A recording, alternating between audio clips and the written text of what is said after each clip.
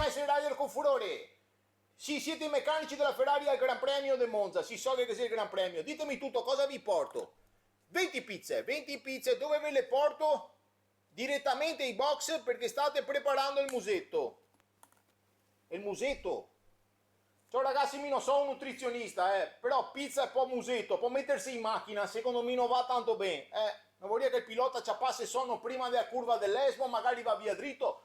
Però io ora non voglio entrare nelle vostre dinamiche, strategia, capisco, strategia. Tra quanto sei pronte? Cioè, 20 pizza, il tempo di farle, caricarle sul monopattino, partire da Mestre, arrivare a Monza, che vorrà mezz'ora, sì. Altra mezz'ora siete in griglia, anche a griglia. Cioè ragazzi, pizza, musetto, costesine, mi sapevo che macchine da Formula 1 beveva un sacco, ma quanto cazzo mangia sti piloti?